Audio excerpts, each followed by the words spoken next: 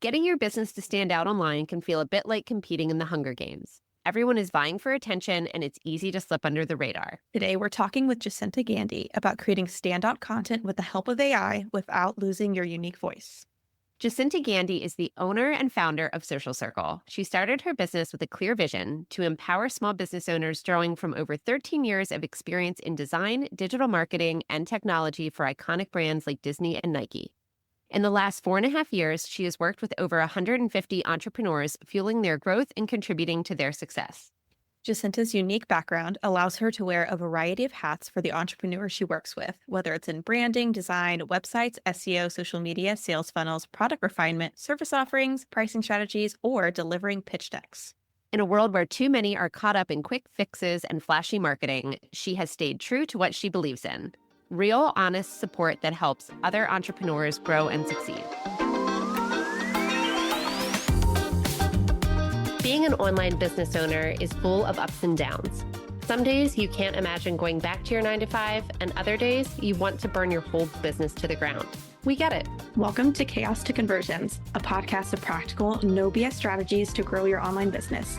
Each week, we're chatting about launching, copywriting, mindset, and more, so you can make sense of the chaos and do more of what works. Join the conversation and let's grow together.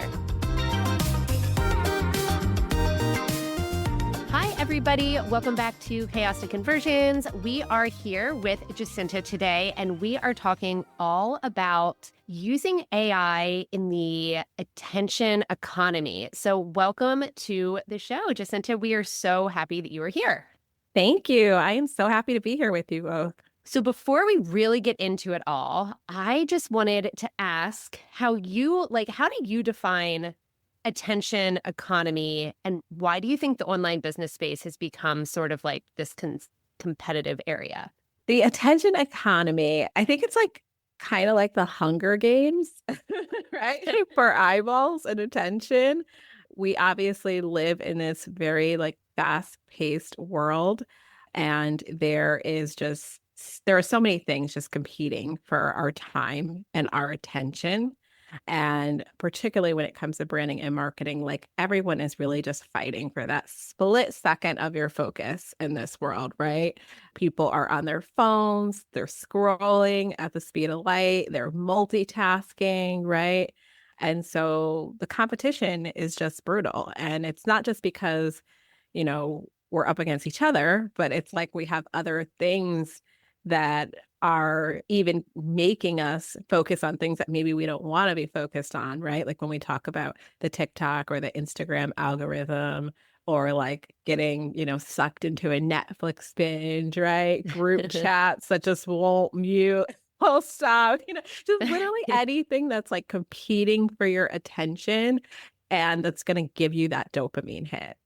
For sure. Yeah. I mean, wow. I didn't even think about the group chats that won't mute. There's so many.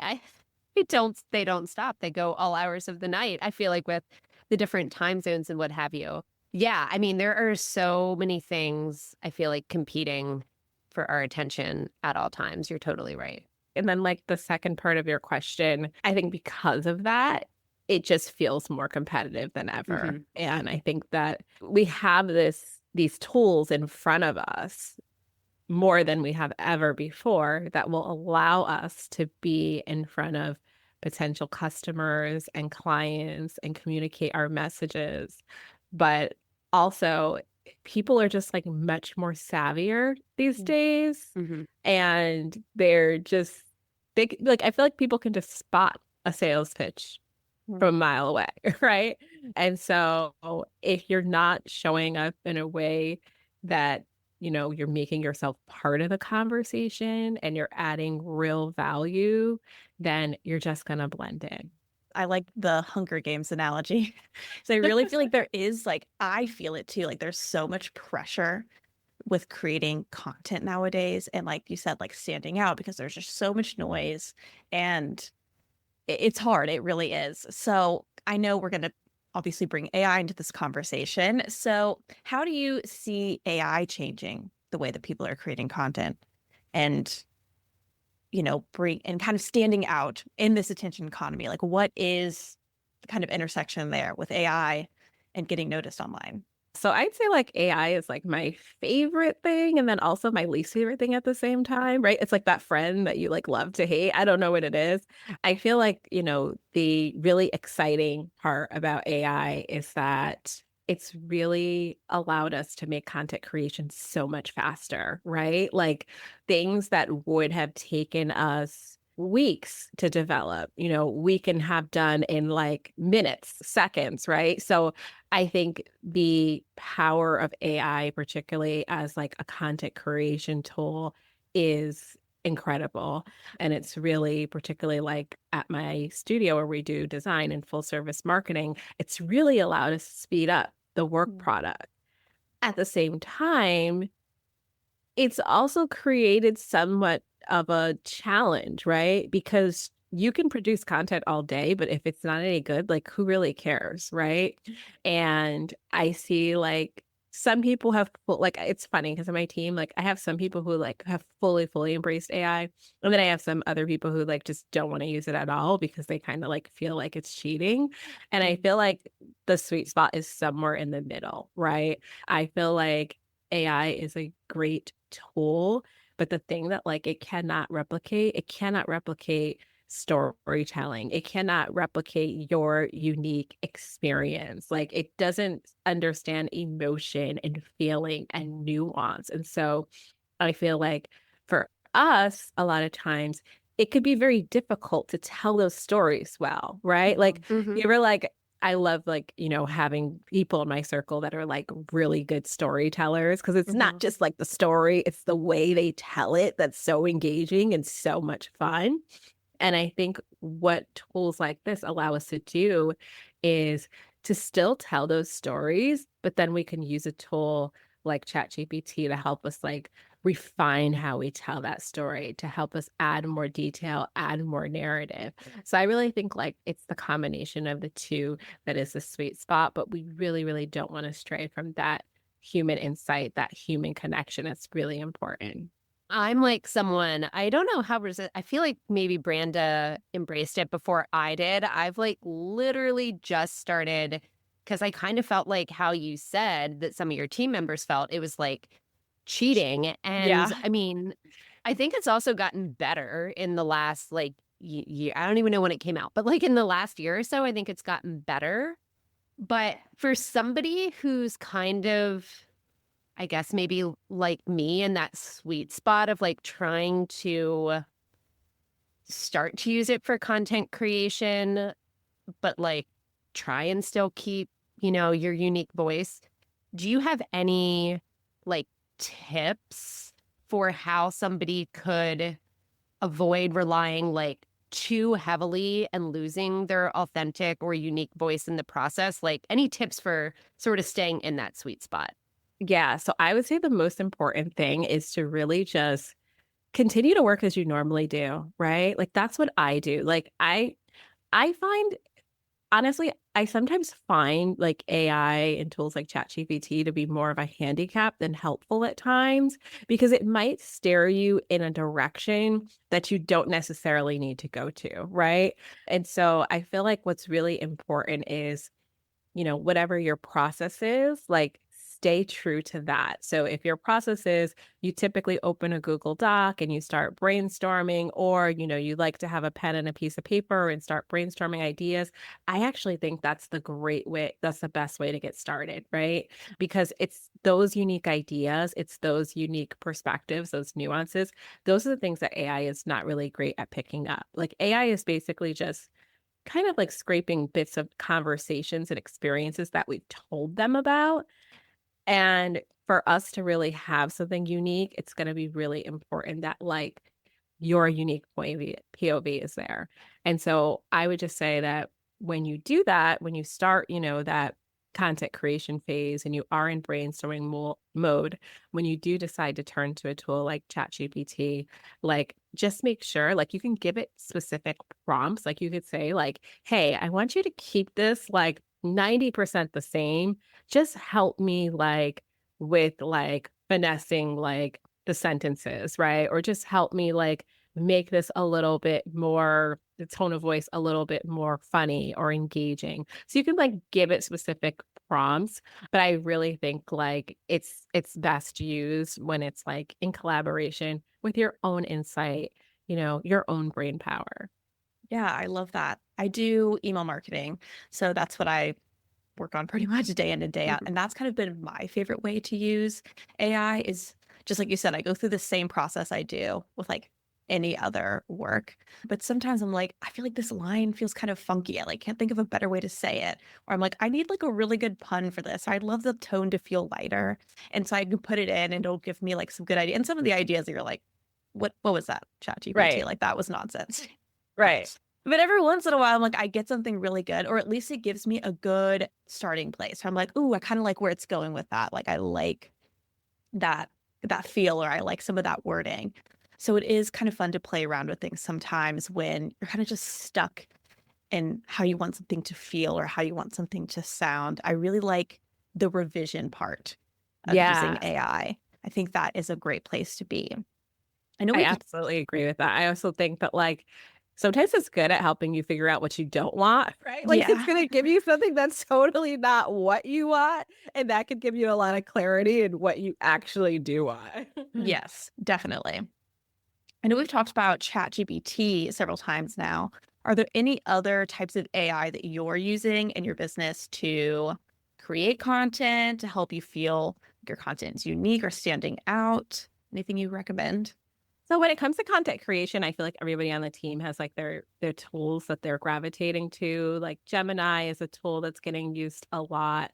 But for me, like I really use it a lot for just task automation. Mm. So I feel like that's probably one of the most groundbreaking things about AI that people aren't talking about a ton, but with tools like Zapier and integrating them with, Mhm. with tactics like ChatGPT and other AI tools, you can really get a lot of things sort of done. So just some of the more like manual repetitive tasks that might be in your business, like for example, you mentioned that you do email marketing. So maybe you have like a spreadsheet where like you're keeping like, a log of every email you published and stuff like that. Like being able to rely on those tools to start to automate some of those processes.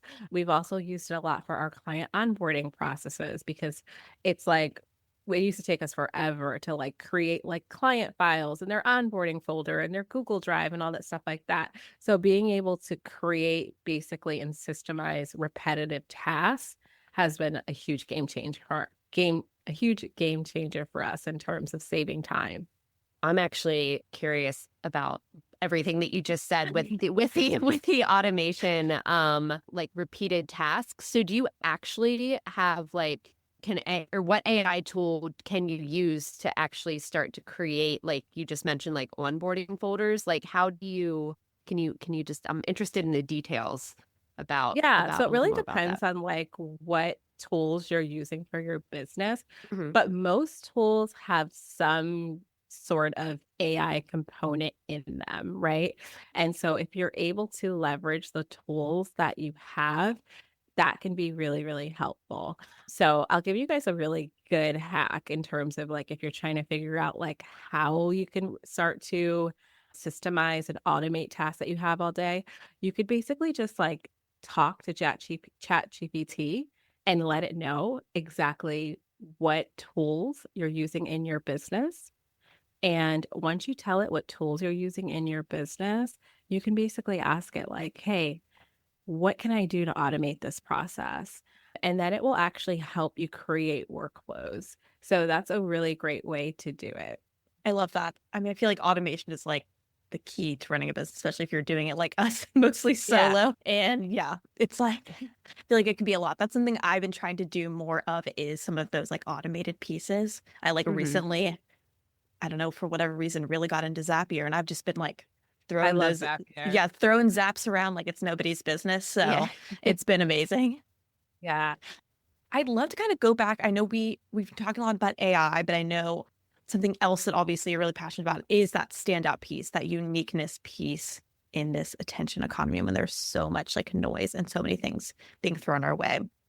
So let's say I think this is a common struggle a lot of people have when it comes to storytelling or finding their place where they're like, I don't actually know how to stand out. I don't really know what my standout thing is. I don't know what my story is.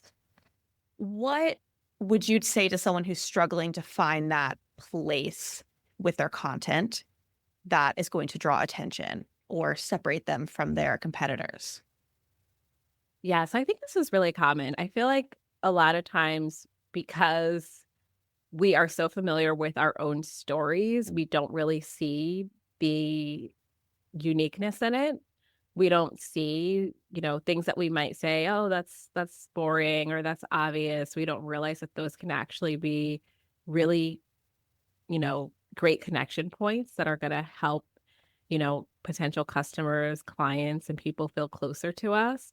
So I would say like a good tool for someone who's really stuck there and they don't know is really to have a conversation with someone else, right? Because I think once you start talking to other people about your story, they will be able to have a better, like a more objective lens and be able to pin out the things that make your story unique and make you stand out.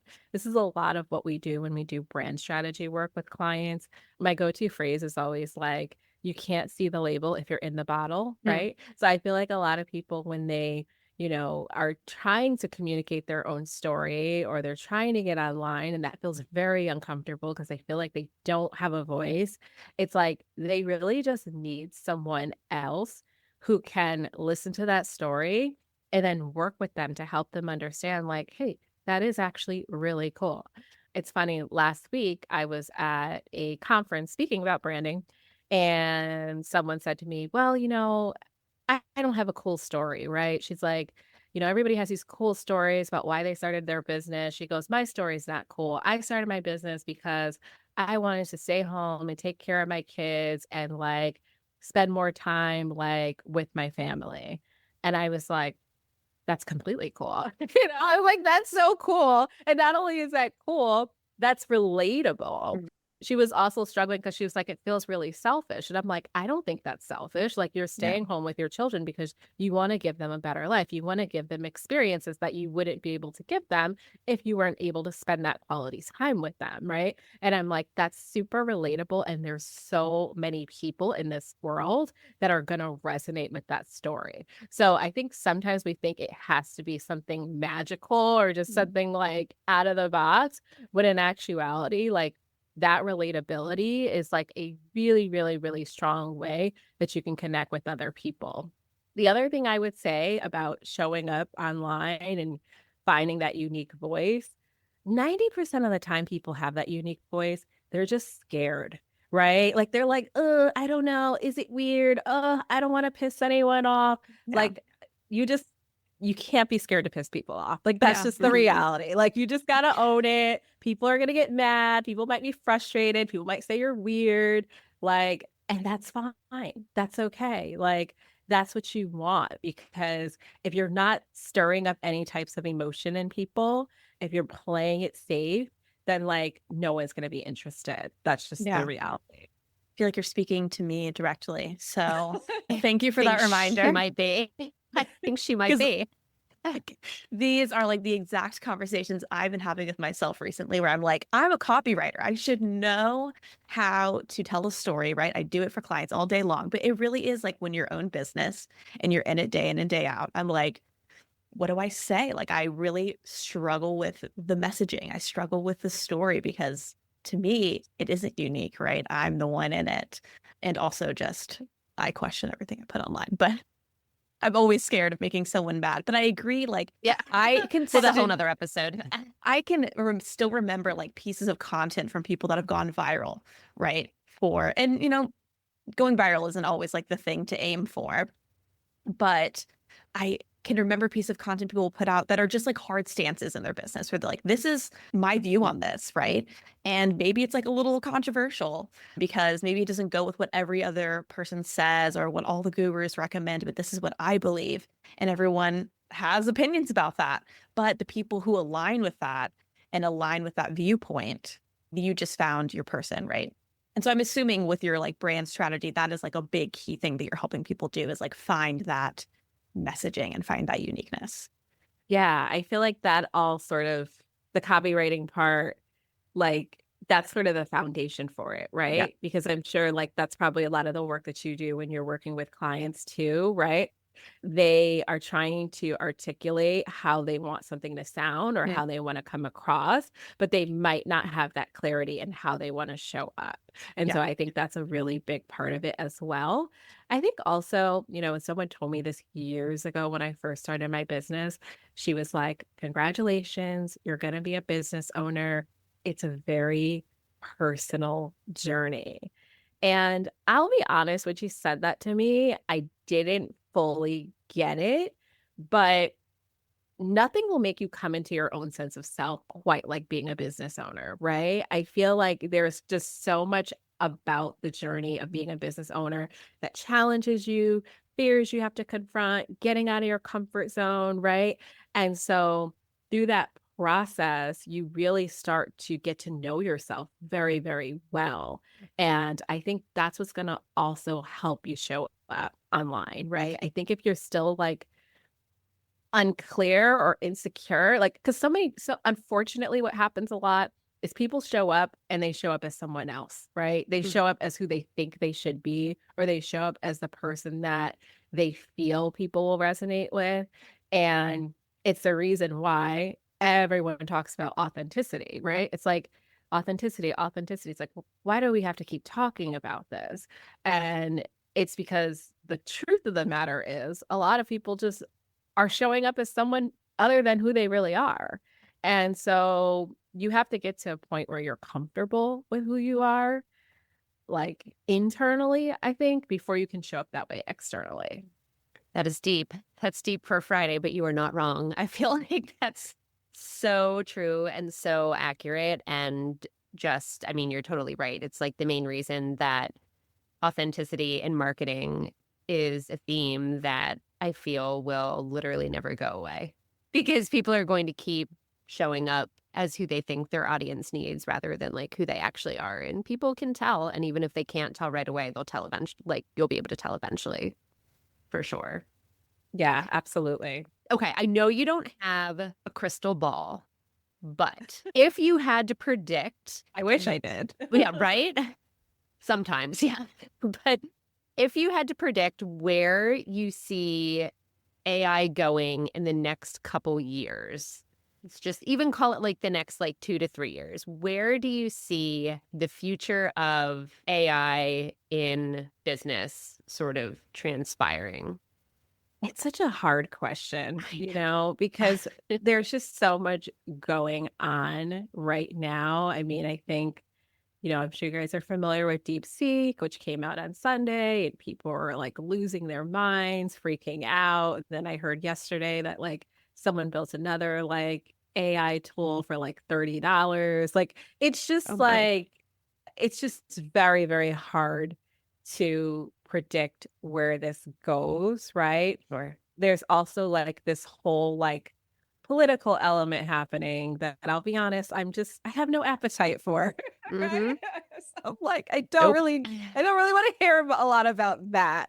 But I would just say if we zoom in a little, I think what we are creating here is just something that's going to bring a lot more productivity to our lives, right? We talk a lot about AI, but I worked at a SaaS company, 6 years ago, and we kept talking about machine learning, right? And so these tools, this functionality, if you will, has always been in the market. It's just different now because now that we're at a point where it's more of a consumer facing thing where we can use this in our everyday lives. And so I think it becomes a norm, like everything else Mhm. we have in society. It's funny, went to South by last year and there were so many topics on AI. I mean, by the end of it, we were just like, please, please, guys, like no more. Like, we don't want to hear about it anymore. But one presentation that was very, very interesting is they talked about when the internet first came out. And they Mm. were like, when the internet came out, it was huge and it created so much productivity that people said, like, well, we finally get that 4-day work week.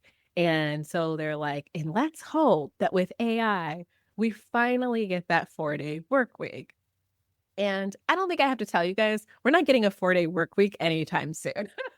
Kind of going the other way. Yeah, exactly. Because it's like the moment we realize that we can get more, we just want more, right? Like I told you, Mhm. like at our studio, like we're able to produce a lot more content, but like we're not like chilling because we're like, oh, we have nothing to do. We did everything in 5 minutes. It's like, no, our clients know that. And so guess what?